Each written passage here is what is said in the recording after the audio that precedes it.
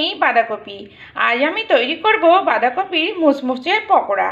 Welcome back to my channel S কিচেনের পক্ষ থেকে আমি শেফালি নিয়ে এসেছি আপনাদের জন্য আরও একটি নতুন স্বাদের নতুন রেসিপি, বাঁধাকপির মুচমুচে পকোড়া। তো পকোড়ার জন্য এখানে কিছু উপকরণ নিয়েছি। উপকরণগুলো দেখুন। এখানে নিয়েছি আমি 500 গ্রাম বাঁধাকপি। বাঁধাকপির সামনের যে মোটা অংশ মানে আর কি ঘেরোগুলো কিন্তু বাদ দিয়ে নিচের অংশটা এরকম কুচি করে ধুয়ে রেখেছি। আর নিয়েছি মিডিয়াম সাইজের দুটো আলু, আলুগুলোও কুচি করে ধুয়ে রেখেছি। এখানে নিয়েছি 50 গ্রাম মুসুরির ডাল, আর তার সঙ্গে 2 চামচ মতো আমি ছোলার ডাল ভিজিয়ে রেখেছিলাম 3 থেকে 4 ঘন্টা। আরও অন্যান্য উপকরণও আছে।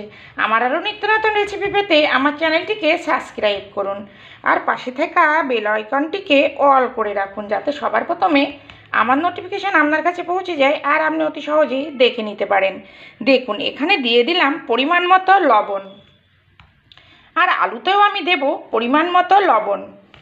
তো এই বাঁধাকপিটা আমি লবণ মাখিয়ে আধ ঘন্টা মতো রাখবো।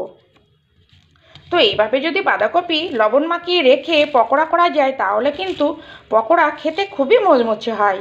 আর এখানে যে আলু রেখেছি, আলুটাও কিন্তু এইভাবে লবণ মাখিয়ে রাখবো, তাহলে আলুতে যে একটা জল থাকে সেই জলটা কিন্তু বেরিয়ে যাবে। প্লিজ ভিডিও দেখার শুরুতেই একটা লাইক দিয়ে ভিডিওটি দেখুন। আপনার একটা লাইক আমাকে অনেক দূরে এগিয়ে নিয়ে যেতে সাহায্য করবে। দেখুন, তো আমি 30 মিনিট পরে ফিরব। দেখুন, আমি 30 মিনিট পরে ফিরে এসেছি। আর দেখুন বাঁধাকপি থেকে কতটা জল বেরিয়েছে। আর এদিকে দেখুন আলুতেও কিন্তু অনেকটাই জল বেরিয়েছে, তবে আলুর মধ্যে আমি একটু অফ ক্যামেরায় অল্প একটু হলুদ দিয়েছিলাম। এবার দেখুন, যে বাঁধাকপিগুলো আমি লবণ মাখিয়ে রেখেছি ওই কপিগুলো যতটা সম্ভব চেপে জল বার করে নেব। এইভাবে একদম জল বার করে নিংড়ে নেব। আর যে আলু আমি লবণ আর হলুদ মাখিয়ে রেখেছি এই আলুটাও যতটা সম্ভব জল বার করে নেব। দেখুন কত জল বেরিয়েছে দেখুন। তো এইভাবে যদি বাঁধাকপির পকোড়া করা যায় তাহলে কিন্তু খুব মুচমুচে আর খাস্তা হয়। দেখুন, তো একইভাবে আমি সব জলগুলো চেপে বার করে নিয়ে ফিরে আসছি। দেখুন বাঁধাকপি থেকে কতটা জল বেরিয়েছে। তো বাঁধাকপি আর আলু আমি পুরোটাই নিংড়ে তুলে নিয়েছি। তো এইভাবে যদি বাঁধাকপির পকোড়া করা যায়, যে বাঁধাকপির একটা গন্ধ গন্ধ ভাব থাকে সেই ভাবটা কিন্তু আর থাকবে না। তো দেখুন, এইবার আমি এই বড় পাত্রে নিয়ে নেব, কেননা অন্য উপকরণ দিলে আমি এই পাত্রে মাখতে পারবো না। এবার আমি একে একে কিছু উপকরণ মেশাবো। দেখুন, যে ডাল আমি রেখেছিলাম সেই ডালগুলো দিয়ে দেব। তো আপনারা চাইলে ডালটা কিন্তু একটু মিক্সিতে হালকা পেস্ট করে নিতে পারেন, মানে পুরোটা না, হালকা জাস্ট 1 থেকে 2 বার একটু ঘুরিয়ে নিতে পারেন। তো দিয়ে দিলাম ডাল। এবার দিয়ে দিলাম ধনেপাতা কুচি।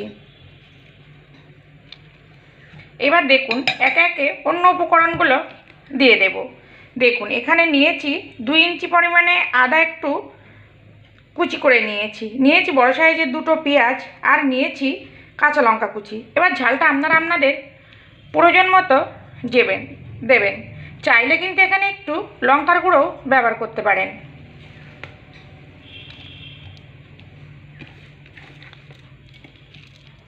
যেহেতু এখানে আমার বাঁধাকপি আর আলুর মধ্যে লবণ দেওয়া আছে, তো এটা মাখতে গেলে কিন্তু লবণটা খুব বুঝেই ব্যবহার করতে হবে।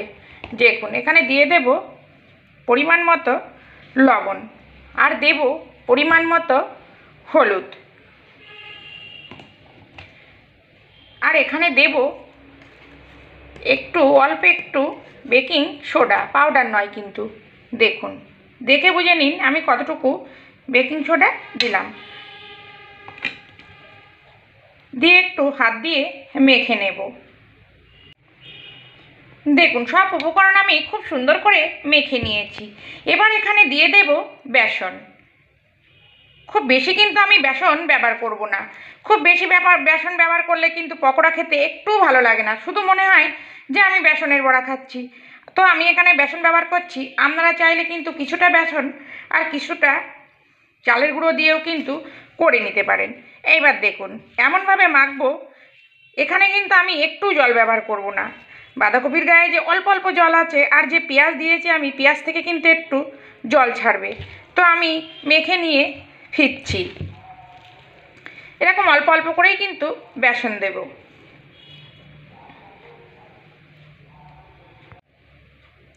দেখুন অল্প অল্প করে বেসন দিয়ে আমি সব উপকরণ মেখে নিয়েছি।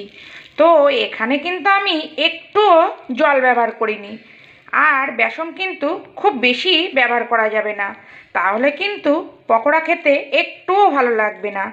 তো আমি এখানে ওই 7 থেকে 8 চামচ মতো বেসন ব্যবহার করেছি, একটু বড় চামচের। দেখুন এরকম সাইজের চামচ। আর অন্যদিকে কিন্তু আমি তেল গরমও বসিয়ে দিয়েছি। দেখুন বাঁধাকপির পকোড়া ভাজবার জন্য আমি তেল বসিয়েছিলাম আর তেল গরম হয়ে গেছে। এবার গ্যাসের জোরটা আমি মিডিয়াম করে দেব। দিয়ে দেখুন পকোড়া সাইজ করে দিয়ে দেব। হাই ফ্লেমে কিন্তু ভাজা যাবে না, হাই ফ্লেমে ভাজলে কিন্তু ভেতরটা কাঁচা থাকবে আর উপরটা লাল হয়ে যাবে।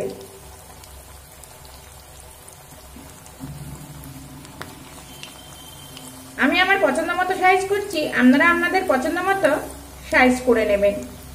দেখুন প্রথম ব্যাচে আমি একটু অল্প করে দেব। তো এক পিঠ হলে তবেই অপর পিঠ আমি উল্টে দেব।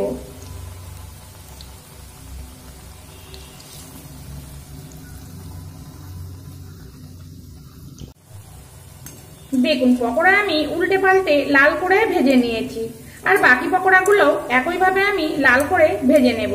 তো দেখুন দেখতে কত সুন্দর হয়েছে, খেতেও কিন্তু অসাধারণ। তবে কি আমি এখানে মুসুরির ডাল আর অল্প একটু ছোলার ডাল ব্যবহার করেছি। আপনারা চাইলে কিন্তু শুধু মুসুরির ডাল দিয়েও এই বাঁধাকপির সঙ্গে পকোড়া তৈরি করে নিতে পারেন, সেক্ষেত্রেও কিন্তু খেতে খারাপ লাগবে না। আবারও একইভাবে দিয়ে দেব। আবারও বলছি গ্যাসের জোরটা কিন্তু মিডিয়াম করে রাখবেন, তা না হলে কিন্তু ভেতরটা কাঁচা থাকবে আর উপরটা লাল হয়ে আসবে।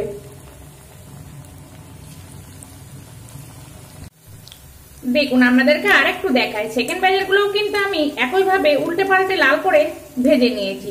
তো এই পর্যন্ত আমার নতুন বন্ধু পুরনো বন্ধু যারা আমাকে পাশে থেকে সাপোর্ট করছেন তাদেরকে অসংখ্য অসংখ্য ধন্যবাদ এইভাবে সাপোর্ট করার জন্য। আর যারা সাধারণ দর্শক আমাকে পাশে থেকে এগিয়ে নিয়ে যাচ্ছেন তাদেরকেও অসংখ্য ধন্যবাদ এভাবে সাপোর্ট করে আমাকে সামনে এগিয়ে নিয়ে যাওয়ার জন্য। তো দেখুন দেখতে দেখুন কত সুন্দর হয়েছে, খেতেও কিন্তু অসাধারণ এই বাঁধাকপির পকোড়া। দেখুন